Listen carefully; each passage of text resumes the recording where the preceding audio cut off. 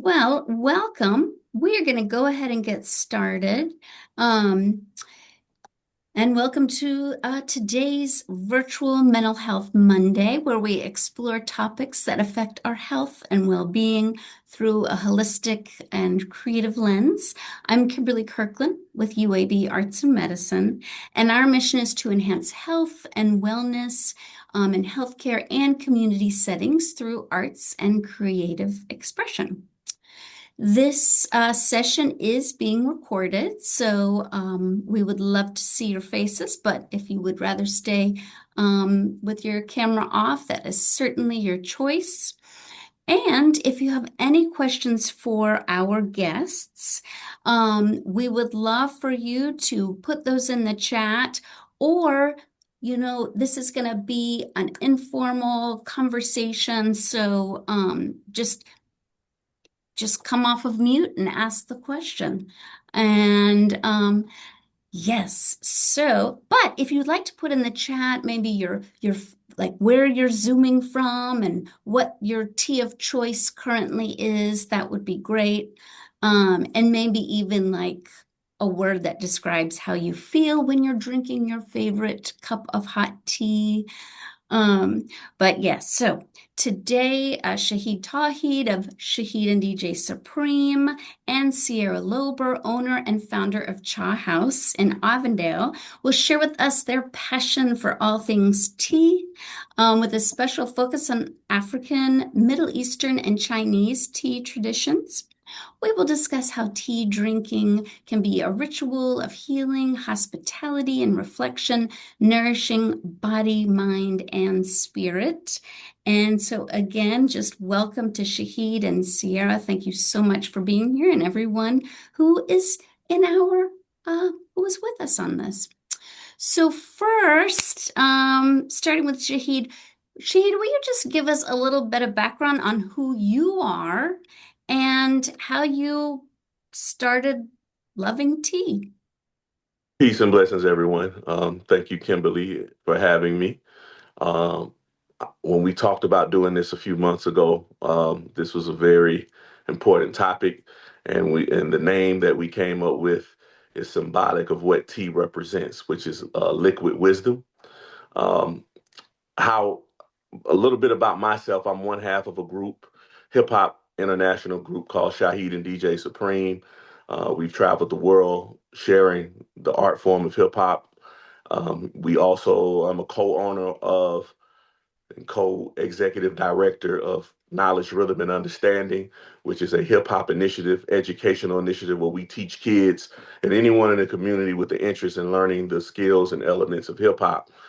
So that is mainly what I do, teaching youth, helping them through, mental, emotional uh, challenges in life by using the art form of hip hop and just helping them do something different from what they've normally done that may not have worked the best way.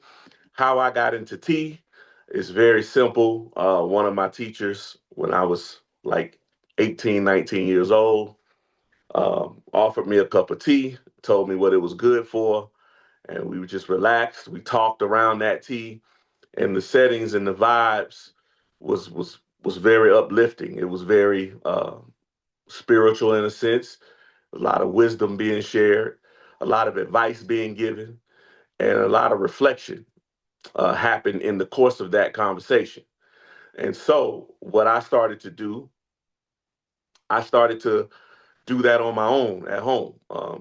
When I was writing music, I would write a song, have some tea, burn some incense. I had a nice little, vibe going, and it helps me relax and keeps me focused on the, most important things in life. And so when I'm drinking tea, it's kind of like I'm most comfortable because it warms my soul. It's like whatever I'm going through, it puts like a sense of warmth, and it's gonna be okay, and you can relax a little bit. Like you can almost like meditate in your thoughts because these are things that we all need. When you drink good, you eat good, you sip good, you tend to feel good, and then it inspires you to keep going. So different teas Now, depending on what culture you come from, when I studied in West Africa, tea is like the choice of drink. Ataya. It's what it's called. Or chai. It's the choice of you drink it with your dinner, you drink it for lunch, you drink it for breakfast. And what it does is it helps boost your day, your immune system, clears your mind. And you have to learn a thing with tea because the reason one of my teachers called it liquid wisdom is because it represents patience. You don't drink it when it's too hot because it can burn your tongue. And so that's not good. You're going to be uncomfortable then. So you have to kind of exude some patience and wait for the cup to kind of cool down a little bit. Then you drink it, and it's soothing for the body and the soul. So all these different things come with the experience of drinking tea. And when we mean drinking tea or sipping tea, we don't mean the new way where people want the gossip or what's the latest tea. We don't deal with that. When we say tea, we talking about the liquid wisdom, not gossip. Awesome. Thank you, Shahid. Sierra, please tell us a little bit about yourself and your journey with loving tea. Thank you. Thank you, Shahid. I was just like, amen when you were saying all that. Absolutely agree with everything you said. I feel like for me, my main focus of tea is similar to what Shahid said about what tea can help us with. Like it helps people slow down, it helps you be more present in the moment with yourself and with the people you're drinking tea with. I absolutely love that phrase of liquid wisdom. That's very true. So I got started in tea because, sorry, I just choked a little bit, so I was trying to recover from that. Um, I knew I wanted to start some kind of community center space, and I didn't know what that was going to look like exactly. And I was in Oakland for a month in California, and my friend there had been working in tea houses for about 10 years. And they were like, tea does all these things that you're trying to do with your space. Like your vision you're telling me about is what I feel when I'm at a tea house. It helps people slow down, it helps us be present, it brings people together. Um, so they just kind of showed me that. We went to all these tea houses all over the Bay Area, and I was like, yes, this is the vibe. This is exactly like the feeling that I'm looking for in my space that I want to create and help people with in Birmingham, Alabama. So I started studying tea then with him.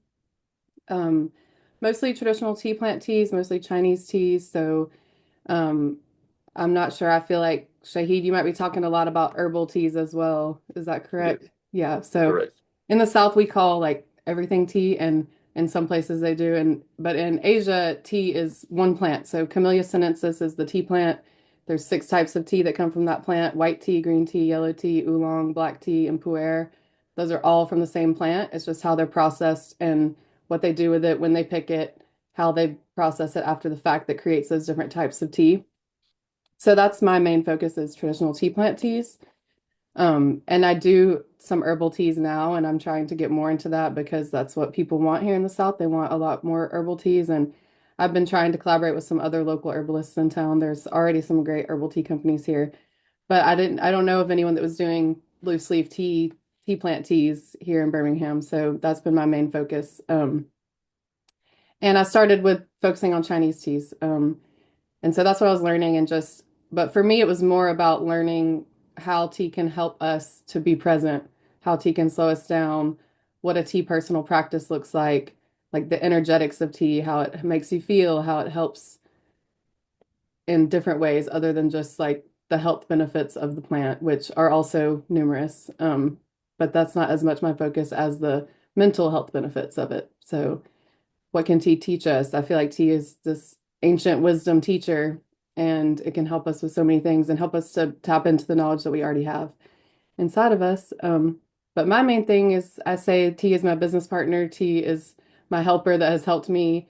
I just provide the space for people to learn themselves through the tea. So I'm like, the tea's doing all the work. I'm just here providing the space. And then I just give it to the people, and the tea takes it from there and helps them learn these things of presence and community and slowness. I love what you said, Shahid, about we don't drink it when it's hot. That's what I tell people too. I will do to-go teas, but I really don't want to. And that's not my purpose. I tell people we really encourage you to sit down and slow down with it. So with the loose leaf teas from the tea plant, almost all of them you can get mini steeps off the same leaves.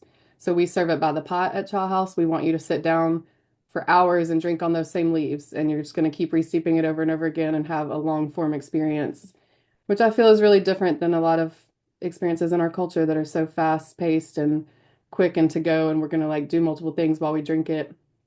That's not the vibe of Chaw House. We want you to sit down and really be with it. So I have little sand timers, and I give you a whole tray with a pot and a pitcher, and you get to pick out your own little cup. And then I bring it to you and you watch it steep. And I encourage people to watch the leaves open up and watch the sand in the sand timer. And then when that's finished, you can pour it slowly and you can sip on it when it's cool enough. So I'm all about please be present with this experience and slow down and see how you feel after that. And the reaction has been really amazing so far. I've only had the brick and mortar since July, and I feel like people really wanted something like this. They wanted this type of experience of slowness and presence. I think people are really longing for that. So it's an honor to be able to provide that kind of space for people. I don't know if I got off track of your question there, but No, it's all great. Yeah, I think like personally, I always feel like when I allow myself to do something that slows me down, then I'm just so grateful for it. And so I just always think about like how important it is to remind ourselves to take that time to have those moments. Because we are always running around.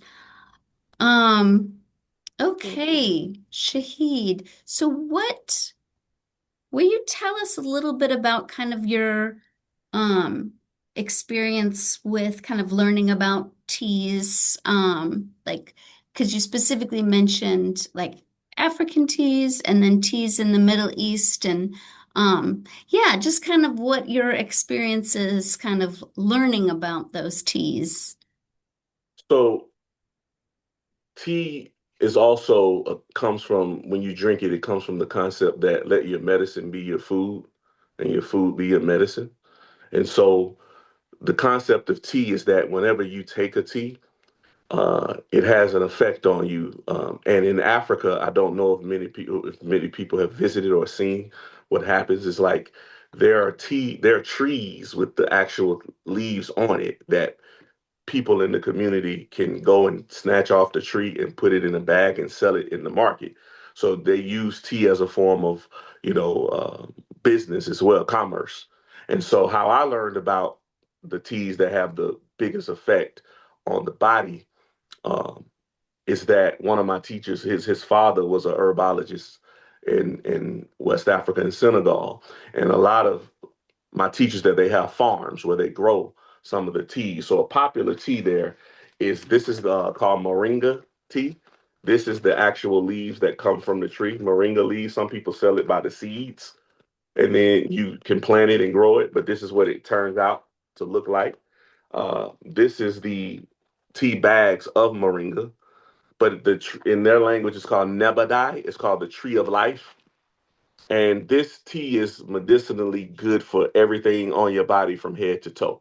It's like when you drink it, you can actually start sweating when you drink it.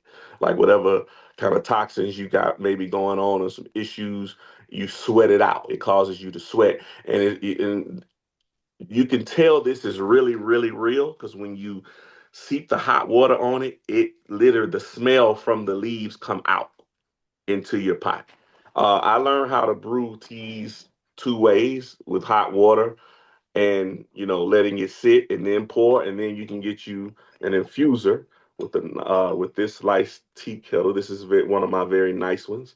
You put the leaves inside of the infuser, and then you place the hot water inside of the kettle, and then you put the infuser in, and you let it steam for about 3 to 5 minutes, and then once you drink, you sip and you sip, and you feel good sipping. This next tea is called Kinkelaba, or in their language, it's called Sihao.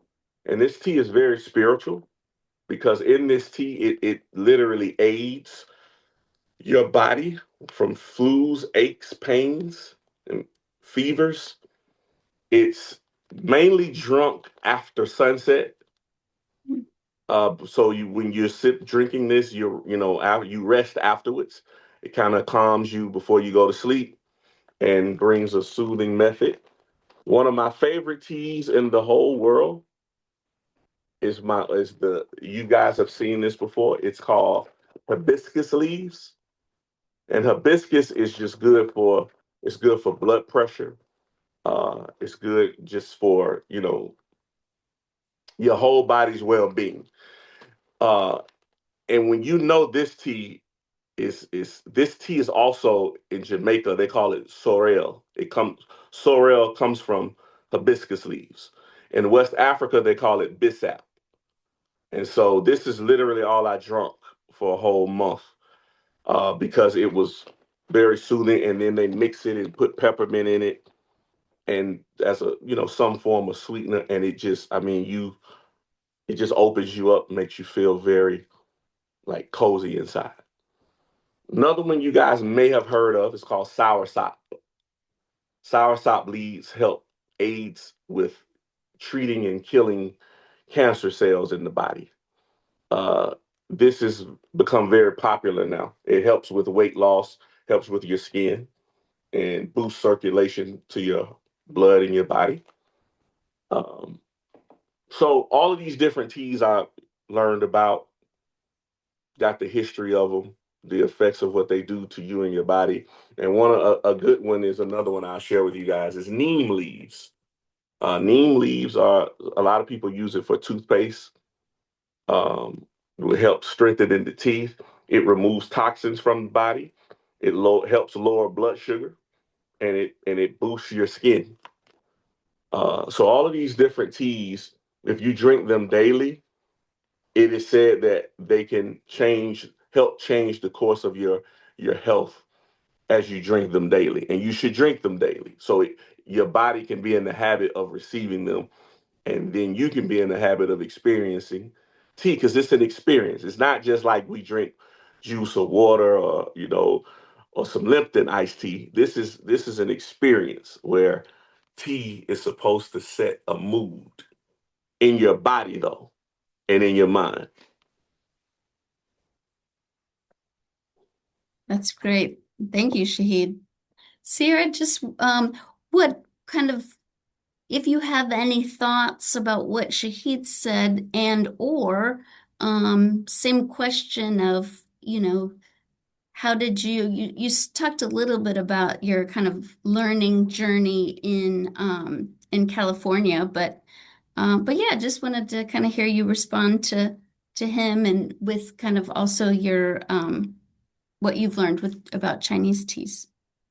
Yeah, thank you. I actually drank soursop. I had cancer in 2022 and I drank soursop every day through all my treatments and I don't have cancer anymore. Yeah. So maybe it's related. Yeah, I was in St. Lucia and this man just like told me, I don't know, I just told him while I was there. I was like there before I started treatment and we were like, we're just having a trip before I start my cancer treatment. And he was like, I got you. And he just climbed this huge tree and grabbed all these leaves and put them in a bag and brought them to me. And he was like, drink this every day. And it was incredible. And it was soursop. And he was like, this will cure you. Don't even worry about it. So yeah, that was amazing. But yeah, I haven't, there are a few of those that you just talked about that I haven't even heard of because I'm just getting into the herbal teas. But yeah, the herbs are so powerful for sure. And I feel like all the herbs have so many different medicinal benefits that are all so varied. So I agree, drink it every day and mix it up maybe as well. Um, so with the Chinese teas, it's the tea plant teas that I was talking about, Camellia sinensis. So all those teas you've probably heard of, or maybe not Pu'er and yellow, but you've probably heard of white tea and green tea and black tea and oolong. Um, I feel like my favorite for a while was oolong teas, and oolong has the most variation within the category of tea and how they process it and how it tastes. So some oolongs are very sweet and honey aroma, and some are more earthy, um, like a deep forest type aroma. So they can just be very, very different, even in that one category of tea. So I got really into oolong for a long time. I was drinking that every day, and I'm always into pu'er is its own category of tea. It's after black tea. It's called dark tea, which is hei cha in Chinese, just means dark tea. So the word cha just means tea. So cha house is just tea house. Same root as chai. So pretty much every language in the world, it's the word for tea is some variation of tea or cha. So cha, chai, te, tea, all of these are the same word in different languages. But yeah, I got really into Hei Cha, which is pu'er, is the type of this dark fermented tea, which in Chinese herbal medicine, traditional Chinese medicine, they say that pu'er will cure everything. Basically, it's similar to some of these herbs Shahid's talking about. It's like it's really good for everything in the body. And um, if you're in Chinese culture, they're just going to drink that anytime they have any kind of sickness or any ailment, or just every day as a preventative. But I really love it. It's very grounding in the body, and it does have some caffeine, but it feels grounding in the way it feels in your body. So I like that combination a lot, and it is very soothing. Lately, I've been really into Japanese green teas, and they're really uplifting and energizing. And running a business full time is a lot of mental work. So I need that extra like mental stimulation, I feel like, in this current phase of life. So I've been drinking a lot of the Japanese green teas, which make me feel a lot more up. And but I think it's all of these teas have caffeine, so it's definitely in moderation. I feel like with the herbal teas, you could drink all day, every day, and it's not gonna be too much probably. But with the caffeine, sometimes it can be too much. So I do balance it out. I try to not drink it all day long, but I do drink it every day. And I try to mix up which type I'm drinking as well, because they feel very different energetically in the body. Mm. But yeah, I think you were talking earlier, it definitely depends on the season and my mood. And people ask me all the time, what's your favorite tea? And it feels like an impossible question. Like I can tell you right now, maybe what I want to drink, but it changes hour to hour, day to day, time of day, how I'm feeling, what the weather's like, all of that. So when people come in, I often get asked for help with my menu because I have over 40 teas on the menu. So it can be a lot. I do have a featured menu that's smaller to help people not be so overwhelmed. But some people love it and they want to read about all the teas and learn about it as well and kind of dive into the menu and study it. But I often get asked like, help me order, and I just say, what do you want to feel, or what do you feel like right now, or what do you want to feel? And that'll help them make a decision. So again, I don't know, I'm not an herbalist and I don't know everything about the herbal teas, but with the traditional tea plant teas, I kind of can help with the feeling of them at least and the flavors and talk to people about what their tastes are. What was your question? Just what am I drinking, or what kind of tea Yeah, do I like, or how did I get yeah. it? I'm also curious about like if either of you have a memory of like early on in your tea journey, like just like a memory that comes up that's like a favorite memory, a poignant memory around like a tea drinking experience. Yeah, I've had a couple. So I used to have a store. Me and my brother had a store here in Birmingham. It's called Mecca to Medina, where we sold like natural soaps and oils, essential oils and incense and toothpaste, all these type of things. And so, what we started doing was we started a section in the store. We had bean bags on the floor, and we because if I love you, I'm gonna make you like a cup of tea like with some serious love in it. Like that's one of the signs. Like I'm known as like the like you want some tea, Shaheed gonna hook you up with some tea. And so a few of our customers came in and seen us like sitting on the bean bags. And they were like, what are you doing on the bean bags? Like, oh, this is the what we do. Sit down, drink tea on the bean bag. It relaxes you. And I was that particular day it was very cold, and so customers walk in and they say, "Well, can you?" They's like, "I don't know what to drink, so can you make me what you're drinking?" I said, "Absolutely." So I made them what I was drinking, and the customer was like, "I want to pay you to make this tea for my family." She said, "Because I never tasted it." Like, and she's like, "What do you put?" I was like, "Well, I'm not gonna tell you what I put in the tea because for me, it's I want you to experience it just like that." My personal experience is when the first time I had the moringa tea. My teacher was telling me how good it was, and he told me to bring this back to your loved ones in America that suffer from different ailments. And so he said, you drink it, you start drinking it now. So I'm drinking it, and then I just start sweating.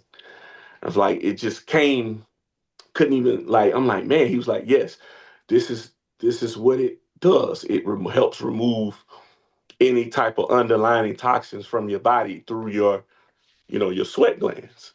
It opens you up and you sweat. So once you start, for me, once I experience what the tea, when he tells you what it does and then you feel it, that's how you know it's real. Yeah. Awesome. I love Sierra? that. Shahid, you need to come see me. I have a whole floor seating beanbag section in Jaw House. See, that's what I'm Love talking it. about. Yeah. Yeah, and I have some employees now and some volunteers, and my handbook is like 7 pages of like how to hold space for people and how to brew with intention and being present, and then like 2 pages about tea. I'm just like, the training is not as much about the tea, it's about your presence and your what you're brewing into it. And I tell them it's very important. You are going to brew love into the tea, or you're going to brew anxiety into the tea. So you have to kind of get yourself right before you come in, because whatever you're feeling is going to be brewed for the people you're serving. I like you said that because one of the lessons my teachers taught me, it shows the type of manners you have and how you serve the tea to people, how you make it and how you serve it. Even when I come, when we serve someone tea, we have to hold the tea in a certain way and we have to hand it to you, not just because it's hot, but it's just a sign of respect because it shows what type of manners you have. Yeah. Yeah, absolutely. Um, I feel like, to answer your question, I that first tea house I went to in Oakland with that friend, with the intention of thinking about the type of community I wanted to build, was very profound for me. Just a really slow, uh we he worked at the Tea House Blue Willow in Oakland, and we went in after hours. Actually, it was like late and he worked there, so we just went in and had like a traditional service, tea service by ourselves in the space, and it was really beautiful and meaningful to me, and like showed me that experience of slowing down. So that type of service is a Chinese tea ceremony called Gong Fu Cha. I don't really like using the word ceremony as much though, because it is technically, but Gong Fu Cha is just about your intention. It's the same root word as Kung Fu. It's like to do something over and over again with repetition, with the intent of getting better and better at it. Technically, that's like a small, easy way to say it, I guess, but the goal is not perfection. The goal is intention and presence. So when you do something over and over multiple times, you're going to learn from those experiences. You're going to be more and more present with the experience. At least that's the goal. So that's the style that I brew mostly at Chaw House. I have deviated from that to give the customers what they want as well. So I do tea lattes now, and matcha and chai lattes and things like that, and some tea mocktails and stuff to kind of meet people where they're at, get their foot in the door, and then hopefully they'll try a Gong Fu Cha later. But even that, just brewing the leaves over and over again. So we serve people small pots, and it's a lot of leaf in a tiny pot, and then you keep putting water on those leaves for a long time. And with that, the customers are having their own experience, their own learning experience too. And I give them the tools so they can do it for themselves.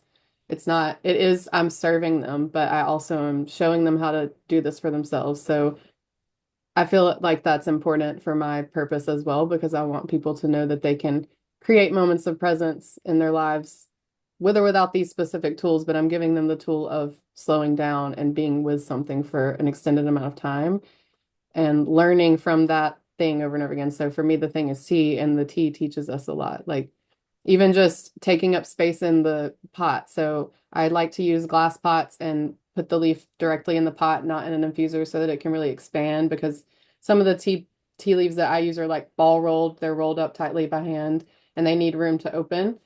So I tell the customer, like, I encourage you to watch the leaves open in the pot. And if it's a tea session or something that I'm doing with someone, not just them ordering at the counter, I usually will say, like, see all the space in the pot right now? Like, that space was made for the tea, that the tea is going to take up that space. And they're not, like, that space was there for that tea to take up. And it's the same with you. Like, your space in the world is there for you. So take up your space, learn from this tea that there is a space for you in the world and you should spread out into it, that kind of thing. That's like just one example of a lesson that tea can teach us, but there's so many, numerous. And I feel like I got off track again from your question here. I'm No, that's sorry, go ahead. well, that's what I was hoping for. It's just, yeah, kind of going Rambling. in different And directions. and here's another thing about tea. Don't you notice like tea, you see how the conversation is when you sip it, when you're drinking and sipping tea. It's about like good positive things when you drink tea versus when you just having a soft drink or people just having some, you know, the conversation is different with tea. hmm It's like it's meaningful. It's more meaningful. Yeah, absolutely. I love how you brought up at the very beginning in your intro of like, we're not talking about the modern day use of tea. I don't understand where that language came from. That feels like the opposite of the It's word total tea. opposite. It It's makes the no total sense. opposite. I guess maybe that is where it came from because that's kind of common now where the word means the opposite. I guess that's Yes. how they're speaking. So maybe that makes sense. Um, I also wanted to say a lot of my tea experiences I have a tea teacher in Chicago and they have a um, online tea class session teaching program called Being Tea.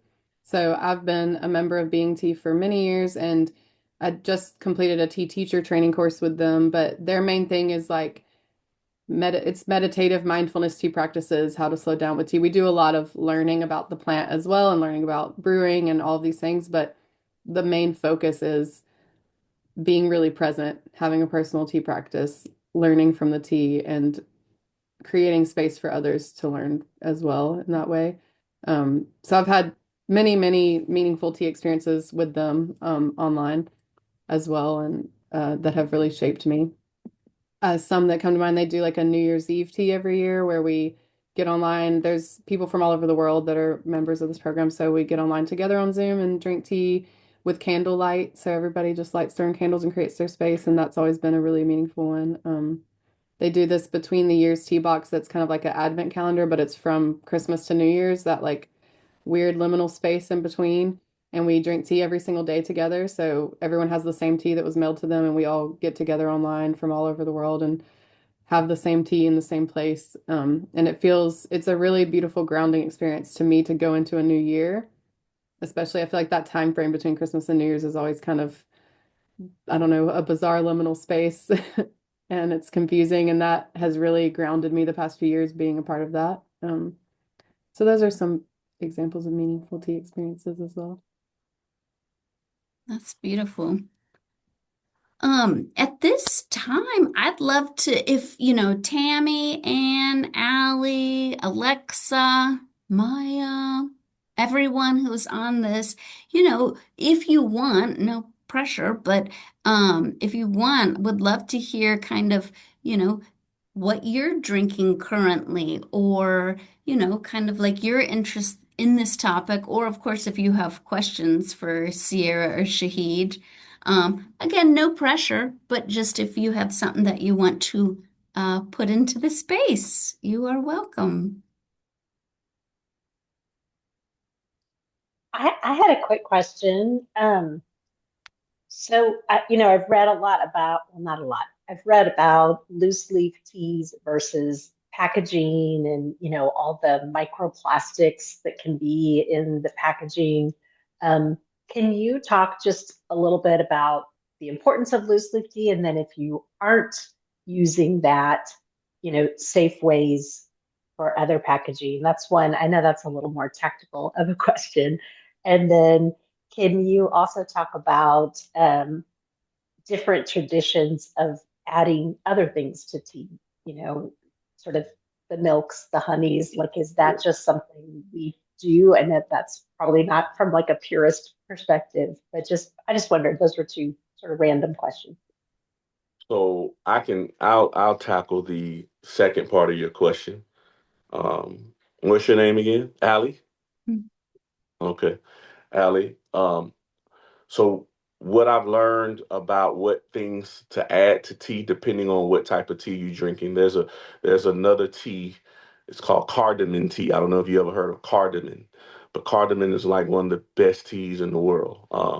They make it in Ethiopia and in Middle East and Pakistan and places like that. So sometimes they add milk to it, uh, you know, because it once the cardamom and the milk hits, it's like really it touches you. It touches you, and there's two things. Sometimes it's health reasons, and then it's just the pleasure of drinking the tea.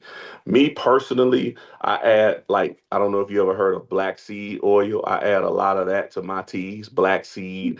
I add ginger to my teas because ginger is good for your blood, and it helps soothe your throat and your stomach.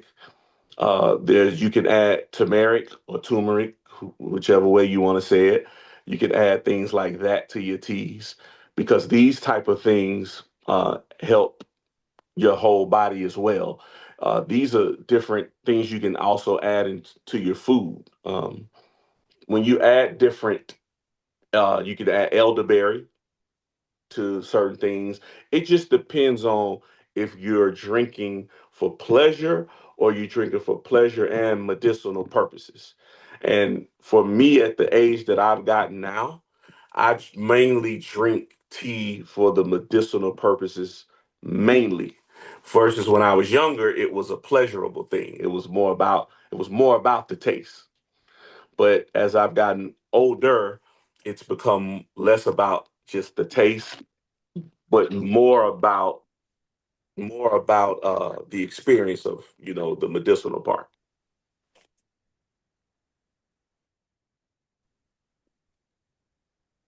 See, Yeah, I absolutely agree with all of that.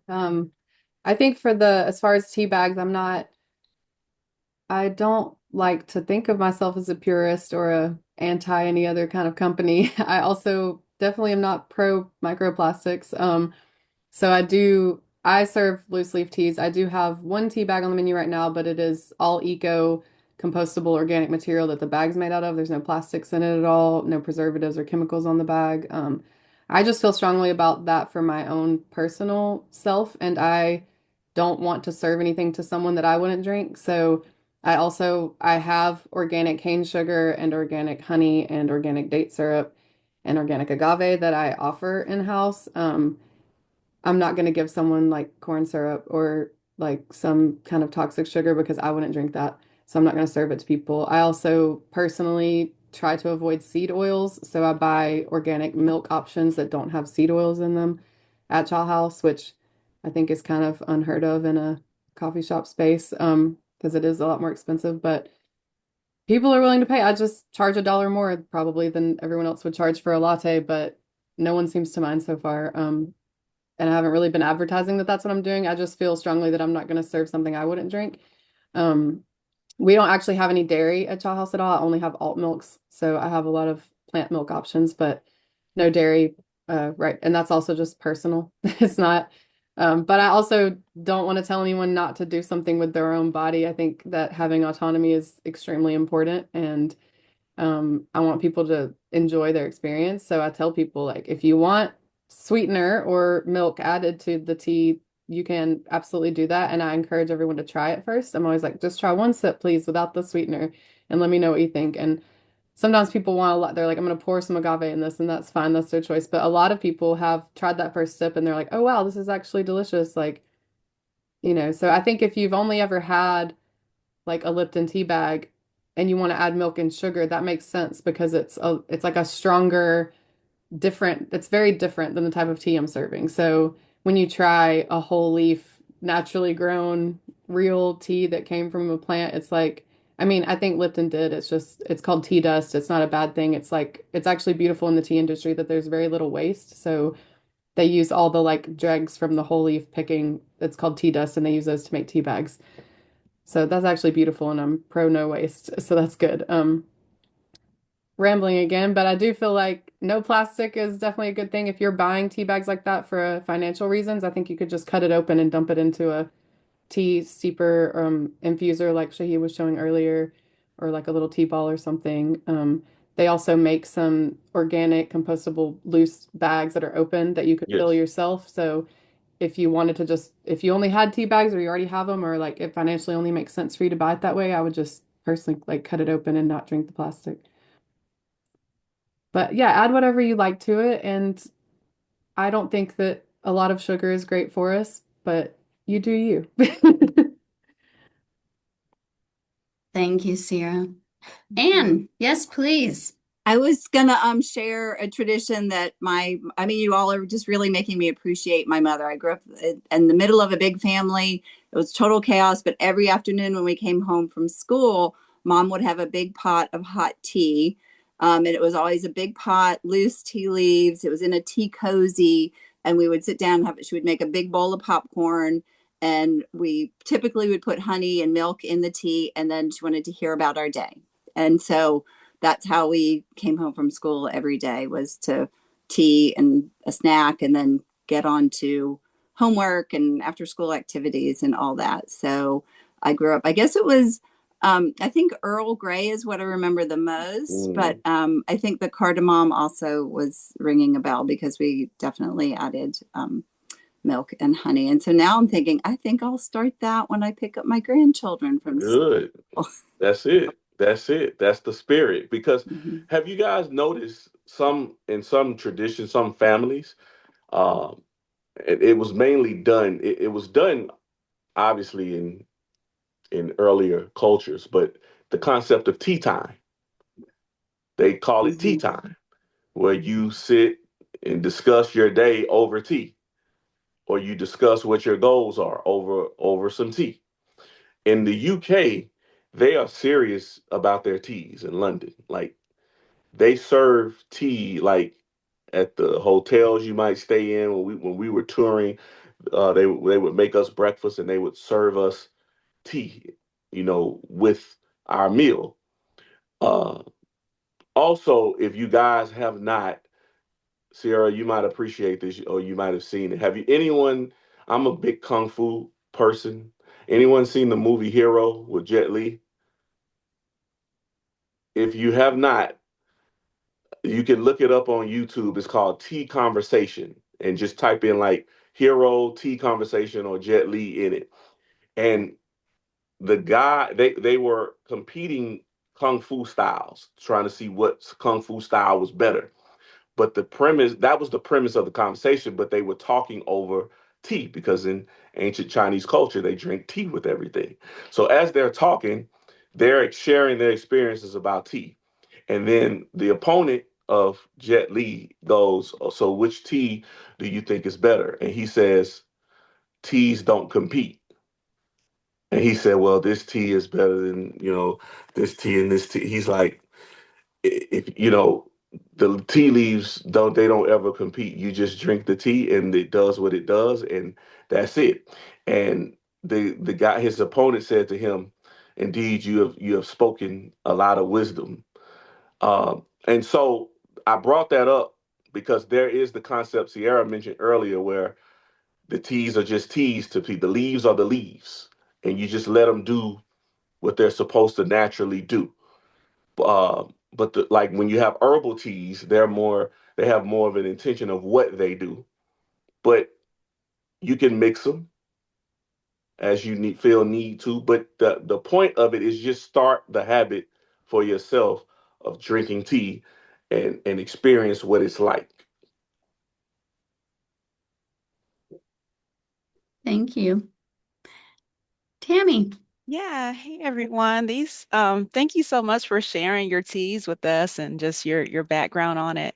I'll say my one of my favorite teas is chamomile tea. I discovered it last year when I was going through a really stressful period. And also, I discovered this tea. It's a black tea that has cinnamon and cloves, and it just makes you feel warm and cozy. So those are two of my favorite ones. But I was going to ask, so those teas that I have, they come in, of course, the little bags, and so it's just I buy it out of convenience. But if you wanted to start, your own little collection of loose teas, like what would you recommend? Like what teas would you recommend starting with? That's a good question. Are you drinking pleasure or drinking for bit or certain benefit? Because that's how I would answer the question. I would say both. Like the chamomile tea, like it Okay. does taste good to me, but I enjoy the experience. I enjoy feeling the soothing and the calming properties of it. So I guess a little bit Okay. of both. So I would say you can start off with some simple teas like lavender, which is very good for you in general. It helps aid with chamomile, which is very good. Um, you have ginger tea, which is you know, like Sierra said, if you don't, if it comes in a certain bag, you can cut the bag open and pour it into the infuser and do it that way.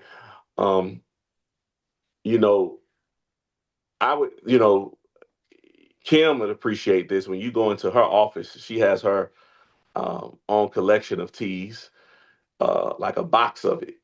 And so you can just try different because there's mixes. There's also mixes of teas that some companies make. So just you have your own personality, right? And that also is another thing how you can drink tea according to like what your mood is. Like one day you might want to wake up and mix lavender and chamomile together, and it has a whole different effect on you when you drink it. But I would say start off with like you can research what some things, but start off with something that you think you might like something that's intriguing to you, and then find out what its properties are, and that would be how I would go about it. Yeah, I absolutely agree with that. Also, Tammy, I would recommend there's a company that I buy chamomile from that's called Star West Botanicals, and you can get bulk herbs from them, and they're just a really good organic company, and their prices are pretty good. You can get there's a pound of Egyptian chamomile, so that's a lot. I mean, I don't know, I don't remember what the price is, but if you have the money to like buy that up front, it'll last you a really long time, and that specific chamomile is just very fresh, and you can re-steep it. A lot of chamomile any chamomile I've ever seen in a bag, you can't re-steep it really. It like doesn't give you much that second time. But with this, it's you're gonna get the whole flowers and you could just steep them in a jar or something, even if you don't have a pot. And you can steep them like 3 times with the same flowers with different water. So that's kind of nice. So you'll get a lot out of it if you wanted to order in bulk like that. I recommend that company. And yeah, I think lavender is a beautiful suggestion. It's also very calming. So lavender and chamomile would be really good together for that purpose of calming. And I think the black with cinnamon and clove is basically chai. That's chai tea is black tea with warming spices, cinnamon, clove, nutmeg, those kind of things in it. So you might could find like a loose leaf chai if you wanted to try something like that, not in a bag. I don't know if that was your question really, but I felt like you were kind of alluding to that. Yeah, that's great. Thank Um, you. there is a local chai company that I buy from called Say Chai. It's Sachai. They're really amazing. It's a local Indian woman owned. Hmm. That's in Birmingham. They're great, so I highly recommend them as well. They're at Pepper Place usually, You know? and they have a website. Another suggestion I would make for any of you tea lovers: uh, drink you some tea and get a massage. Like it's another that's an experience out of this world. Me and my brother, we used to get massages once. I get them twice a week now, but we were young. We used to get them once a week, and we would go to the Galleria, and this place called the Comfort Zone was there. But at this time, I don't know if you guys remember, they had Tiavana there.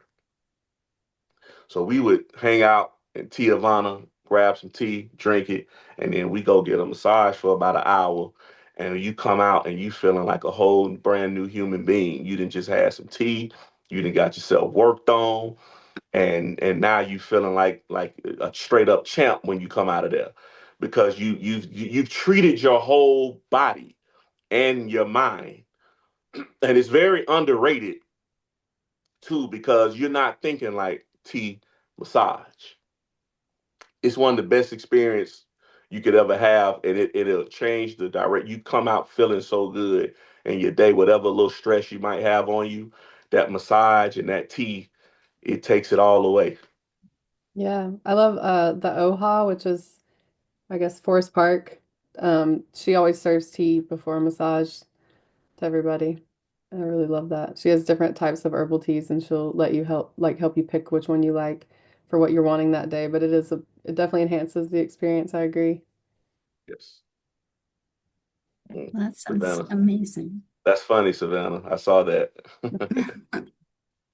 Walking out all blurry-eyed to the hysteria of the gallery, I bet the tea was the perfect complement to this experience, Savannah.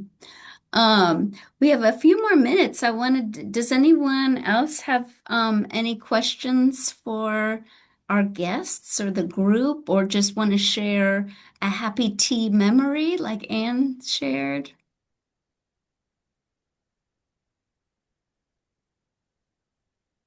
I'll share something. I usually don't share this, but somebody shared it with me, so I'm going to share it with you guys. So, being a performer, being on stages and using my voice a lot, we were touring in UK, and we had about 6 shows, and by the second day, I blew my voice out. Just, straight, just being excited and yelling and on the microphone, like in front of like thousands of people. And I woke up and was like struggling to talk, like, and my guy said, he said, man, don't worry about it. We got you. I said, bro, we got a show tonight. How am I gonna fix this? He said, bro, there's a tea called, throat coat. And I said, for real? He said, drink this all day. He said, but don't put lemon. He said, if you're using your voice to speak or perform, don't put lemon in it because it strips the acid in the lemon can strip your voice even more. You just add honey to it, hot water, honey in the throat coat. And man, I drank about 5 cups that day. And so now one of my secrets now when I perform is as long I take water on stage, but I also take a cup of tea and I sip it in between like songs, maybe 2 or 3 songs. And when you sip tea, if you have to do a public speaking engagement or you've spoken during the week a couple times and your voice is strained, take you some tea on stage or take you some tea to the podium and you drink the tea and it helps the throat coat tea and it'll soothe your throat. Thank you. Anne. I'm a big fan of the sleepy time tea also. And it's not just for bedtime, but the other day I was at my son's house and they had the sleepy time ultra. And I'm like, I don't know if I should drink that in the middle of the day. Do you all know what's in sleepy time tea? I think it's maybe, is it Bigelow brand or one of those? Or no, Celestial Seasonings. That's what it is. I've heard of Celestial Seas. I see it all the time, I but know it I has don't know what's in it. chamomile, but I think it has some other stuff. It has more in it that I don't know, but I know it has chamomile and what else? I don't know. And throat coat, I think, has licorice root, which is really good for the throat. That's a really good one. Yeah, I'm not sure what they might have a secret ingredient in sleepy time. I don't know. And if I think all it's else on there though. fails, go visit Kimberly Kirkland's office. She has Oh, a yes. lot of she has a lot of teas in her office. Yes, thanks to Lauren, who is here with us. She gave me the box of teas, and now I'm trying to figure out where to go next. But yeah, so we are pretty much at time. We have something we call the Sanjay tea. What's the Sanjay tea? Hey y'all, it's me. It's Savannah. Oh, Sorry, I don't have my camera on. I don't have the right positioning in my office right now.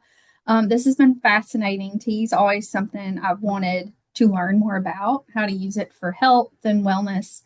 But something we call the Sanjay tea. And Lauren, I can't remember if you can speak on this, but there's one of our supporters, a community member, Sanjay Singh. He goes everywhere and everywhere with him. Like he travels all over the world. He's never sick, knock on wood. And he swears by this certain tea that he gets in India, and he carries it with him everywhere in his wallet, everything in a little pack. And I'll send it to the group when I get off, but we call it the Sanjay tea. But he swears it's like his health and wellness and whatnot.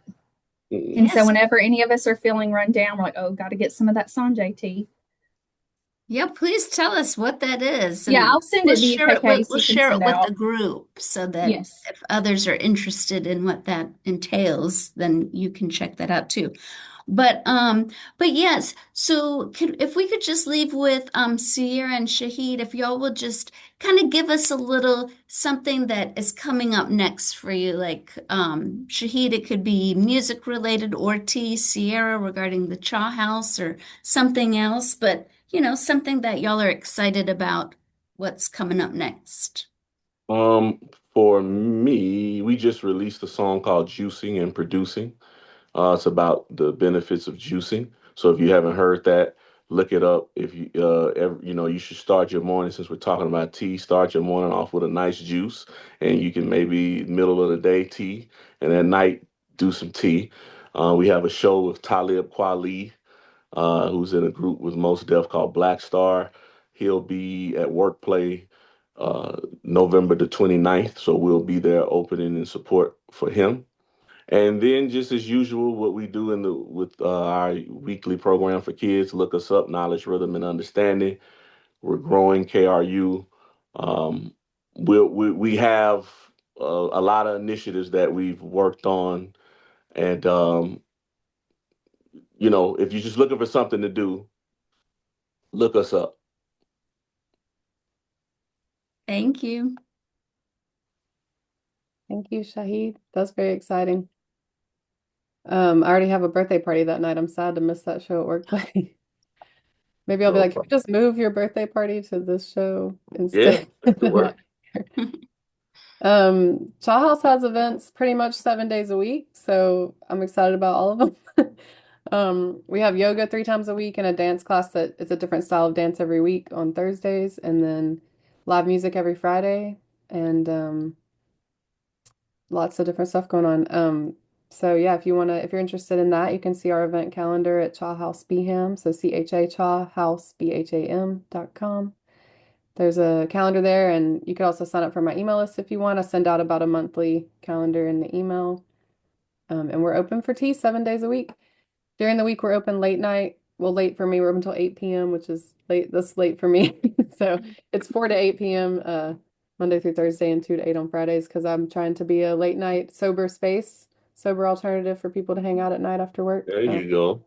Yeah, so that's been really nice. Yeah, I think people are really loving it. A lot of people, I do see it's like, I think I need to be open later because some people are just going there first and then going to the bars, which is fine.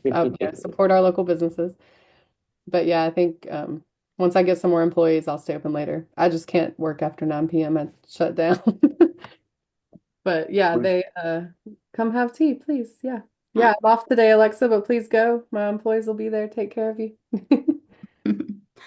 Well, awesome. Well, thank you all so much for being here. Thank you, Sierra and Shahid. And we will have our next Virtual Mental Health Monday on December 8th at 6 p.m., talking about art therapy as a pathway to trauma recovery with our favorite art therapist, Valerie Hanks. And yeah, and she'll be talking about her practice, but also guiding people through, an art experience. And she says that no art experience is needed, just an openness to explore art's power to reduce stress and foster healing. And she'll use simple everyday materials. So join us for that. Going to be coming to the Cha House real soon. And Shahid, I'm going to try to come to that show. Please But do. everyone, take care. Thank you so much. Thank Sierra, you. before you log off, stay on. I gotta ask Okay. you something. Okay. Peace, everybody. Thank y'all. Bye. Thank you. Okay, so tech Sierra. team, Yeah. I'm just Sierra, telling yes. tech team to leave it open for a second.